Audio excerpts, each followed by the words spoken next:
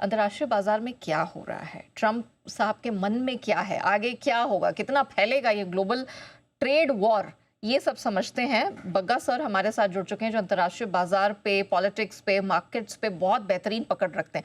Bagga sir, पहले तो बताइए, ये यूएस मार्केट्स में जो हालात बन रहे हैं, ब्लैक मंडे का रेफरेंस दिया जा रहा है। क्या स्थिति बिल्कुल वैसे ही है? क्या यूएस मार्केट्स मंदी की कगार पर आ गए हैं? अब क्या होना क्या है यहाँ पे? बहुत मुश्किल है नेहा जी कह पाना। देखिए, दो संभावनाएं हैं बहुत स्ट्रांग।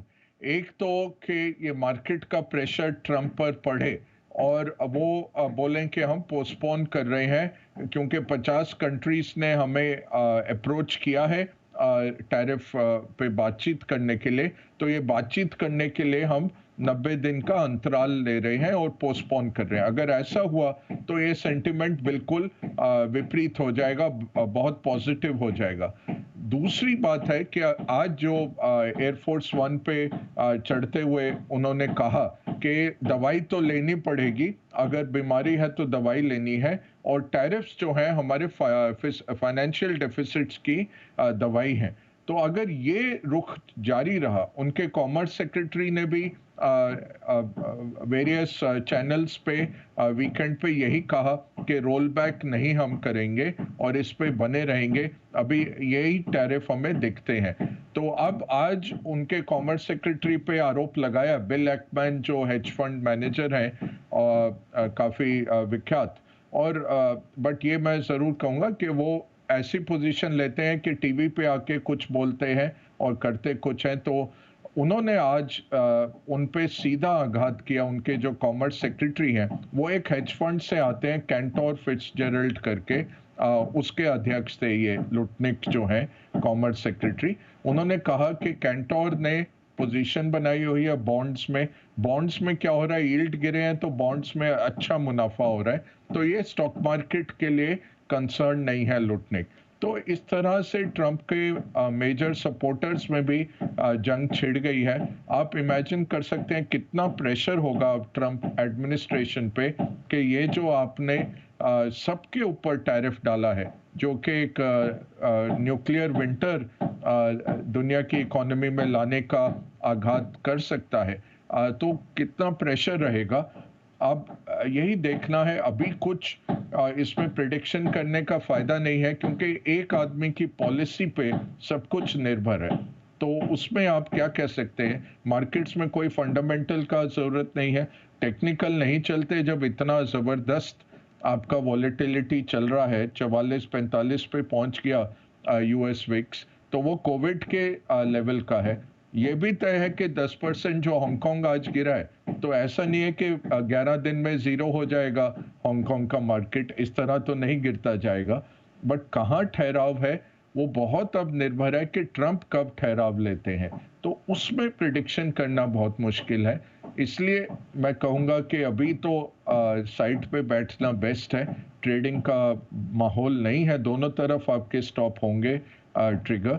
मैनिक मंडे है क्या, वो तो नहीं लगता। ना सिस्टम में ऐसा लेवरेज है, ना ऐसा कुछ है कि जो बिल्कुल ही खत्म हो जाएगी दुनिया की इकोनॉमी। आप नंबर देखिए, 105 ट्रिलियन डॉलर यूएस पूरी दुनिया का उत्पादन है साल का। उसमें 33 ट्रिलियन डॉलर का ट्रेड होता है गुड्स और सर्विसेज का। अमेरिका का इंपोर्ट कितना है, 3.3 ट्रिलियन डॉलर। तो 105 ट्रिलियन डॉलर की पूरी इकोनॉमी, विश्व की इकोनॉमी पे 3.3 ट्रिलियन डॉलर्स का इंपोर्ट जो है अमेरिका का, उसके सामने वो 2.1 ट्रिलियन डॉलर्स का गुड्स का एक्सपोर्ट भी करते हैं और 800 बिलियन डॉलर सर्विसेज का एक्सपोर्ट करते हैं।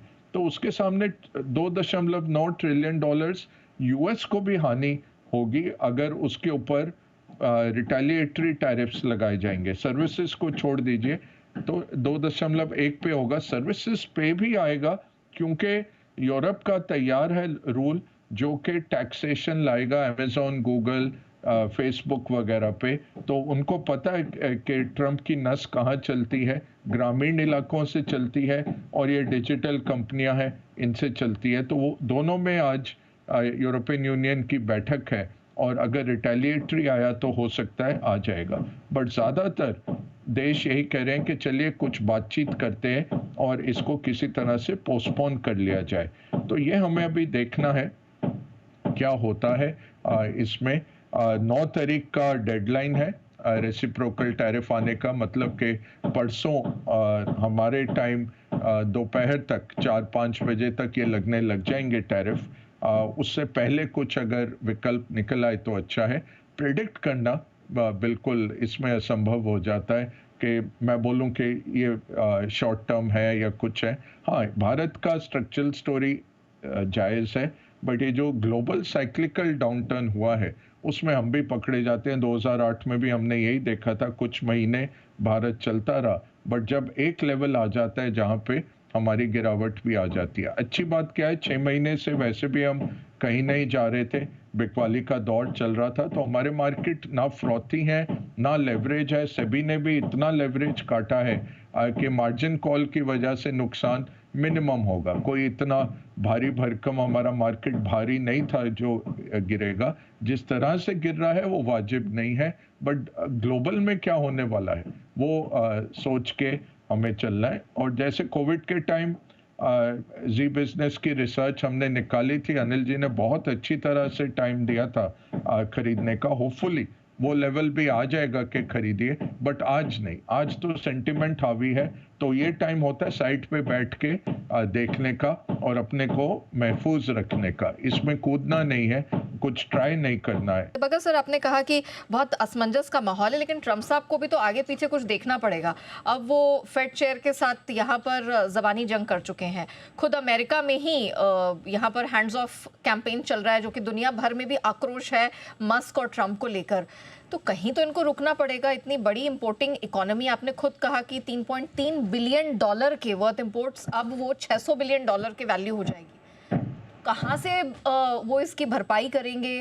कहीं तो रुकना पड़ेगा ना। इनके पास क्या ऑप्शन है? देखिए नेहा जी, जैसे कोविड जब आया था तो स्पेनिश फ्लू दुनिया ने 1918 में आखिरी बार देखा था। ये जो टैरिफ लाए हैं, जो वो फ्रेड स्मूट करके यूएस के सेनेटर थे जो पिछली बारी टैरिफ लाए थे, वो 1930 में हुआ था। अब कोई ऐसा शख्स है नहीं पॉलिसी मेकिंग में या मार्केट्स में जिसने उस टाइम का फर्स्ट हैंड देखा हो या जिस किसी को आता हो कि इसका तोड़ क्या है। तो ये अनप्रेसिडेंटेड है। इन्होंने कोशिश की कि चलो देखते हैं, और करते करते क्योंकि इतने यस मैन एंड वुमेन अब शामिल हो गए हैं एडमिनिस्ट्रेशन में। पिछली बारी एडल्ट थे बहुत सारे, सेवानिवृत्त जनरल थे और बहुत काम के लोग थे ऐसे बहुत जिनको एक्सपीरियंस था कि आप अगर ये लीवर हटाते हैं तो वहां से भाप निकलती है और यहाँ से संकट बढ़ता है। अभी क्या हुआ है कि वो एको चैम्बर हो गया, एक दूसरे की तारीफ करते करते यहाँ तक पहुंच गए कि पेंगुइन्स के ऊपर भी 29% टैरिफ लगा दिया, और उसको भी जस्टिफाई कर रहे हैं कि अगर हम नहीं लगाते तो चीन वहां से हमें एक्सपोर्ट करना शुरू कर दिया, इसलिए हमने पेंगुइन आइलैंड पे 29% लगाया। तो ये अभी ऐसा हो गया है कि यूएस कांग्रेस, जो आर्टिकल 1 है अमेरिकन कॉन्स्टिट्यूशन का, उसके तहत टैरिफ लगते हैं यूएस कांग्रेस द्वारा। फिर निक्सन ने 1970 के दशक में एक इमरजेंसी पावर इजाज की थी कि प्रेसिडेंट के पास अगर नेशनल इमरजेंसी हो तो इमरजेंसी में प्रेसिडेंट टैरिफ लगा सकता है, बट उसको कांग्रेस के बाद उसके बाद आना पड़ेगा, इतने महीनों में इसको पारित करवाना पड़ेगा। ट्रंप ने आते ही नेशनल इमरजेंसी डिक्लेयर कर दी थी।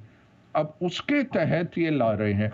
ऐसा नहीं है कि कोई बचाव हो दुनिया को कि अगर ये कुछ बचाव हो दुनिया को कि अगर ये टैरिफ लाने हैं तो यूएस कांग्रेस में इतना मेजॉरिटी है, इतना नहीं है। जो लिबरल रिपब्लिकन है शायद नहीं मानेंगे, शायद टल जाए, कुछ नेगोशिएशन हो। अब क्या हो गया, ट्रंप के आगे रखिए, साइन लीजिए और जाके एक रियलिटी टीवी शो कर दीजिए रोज गार्डन में, और हो गया काम। दुनिया ऐसे चलती नहीं है।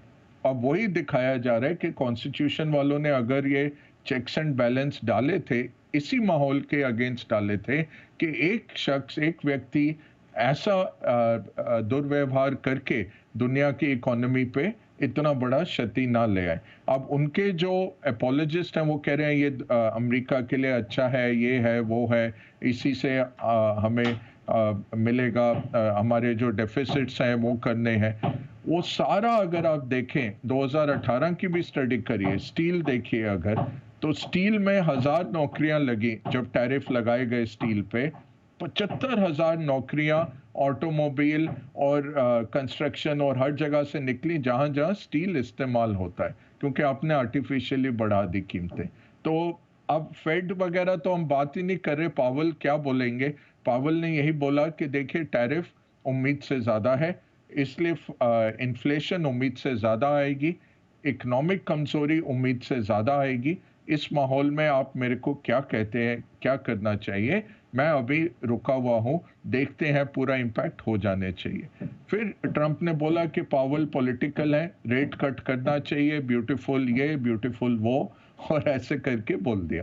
तो इस माहौल में क्या आप इन्वेस्ट करेंगे और क्या आप सोचेंगे? ये तय है, रोज तो 3% मार्केट गिरने नहीं वाला है, 30 दिन में मार्केट 0 पे आ जाता है, तो वो भी नहीं होगा, ये पलटवार आएगा, बट वो तभी आएगा जब इनके आसपास के लोगों ने जो पुट खरीद के बैठे होंगे वो अपना प्रॉफिट बना लेंगे, लॉन्ग चले जाएंगे, उसके बाद एक दिन एकदम से आप देखेंगे वी आर पोस्टपोनिंग इट।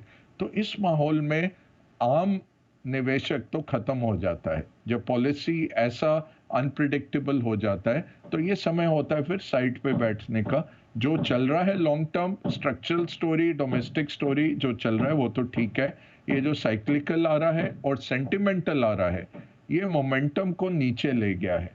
तो वो आपको टेक्निकल वाले बता पाएंगे भाई किस लेवल पे ये मूव करेगा, बट जब इतना भयंकर सेंटिमेंट खराब होता है, भारत को क्या फर्क पड़ने वाला, 80 बिलियन हम भेजते हैं, 60 भेज देंगे, 50 भेज देंगे, $4 ट्रिलियन की इकोनॉमी है। भारत का मार्केट 3% क्यों गिरना चाहिए? सोना क्यों गिरना चाहिए? मृत्युंजय ने इतनी मुश्किल से चढ़ाया उसको, 3000 के ऊपर चढ़ा के 3160 भी पहुंचाया।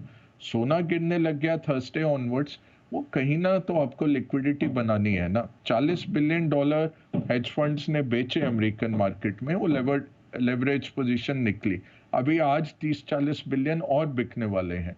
वो ट्रिपल ETF होते हैं इनके, जो तीन गुना आपको रिटर्न देते हैं, ऊपर या नीचे दोनों तरीके के होते हैं। वहाँ बहुत लोग फंसे हुए हैं, क्योंकि आपका अगर 10% मार्केट गिर गया और आप ट्रिपल में बैठे थे तो 30% आप डाउन है, अब बिल्कुल ही खत्म हो गए। और उसमें अगर वो सब F&O में चलते हैं इनके ETF, वहाँ पे पोजीशन थी, तो कहीं से आपको पैसा लाना है तो सोना बेच के, चांदी बेच के आ रहा है। तेल पे बिल्कुल आप कॉन्फिडेंस मत रखिएगा कि तेल नीचे जा रहा है, ये हो रहा है, वो इकोनॉमिक नहीं है, वो डिमांड एंड सप्लाई है। और शेल गैस जो है वो सारे ट्रंप के फंडर हैं, तो ये जैसे ही 60 क्रॉस करेगा आप देखेंगे ओपेक प्लस आ जाएगा, हम कटौती कर रहे हैं। नेतन्याहू आज इजराइल के प्रधानमंत्री ट्रंप को मिल रहे हैं व्हाइट हाउस में। ईरान पे अगर कुछ एक्शन हो जाता है तो तेल की कीमत कहीं की कहीं आगे भाग जाएगी। तो कमोडिटी ट्रेडर्स को भी मैं कहूंगा बहुत आप चौकन्ने रहिए, और ये जो ट्रेंड दिख रहा है ऐसा नहीं है कि तेल बिल्कुल कोलैप्स हो जाएगा। ये बात आपने सही कही, ऐसा नहीं है कि मार्केट 0 पर आ जाएंगे, फिर चाहे वो कोई भी मार्केट हो, लेकिन ये समय है सतर्क रहने का। यहाँ पर आपको बहुत ज़्यादा शूरवीर बनने की ज़रूरत नहीं है, और थोड़ा सतर्क रहिए, थोड़ा पेशेंस रखिए, things will settle down eventually. Thank you Bagga sir आज हमारे साथ जुड़ने के लिए और अपनी बहुमूल्य राय शेयर करने के लिए।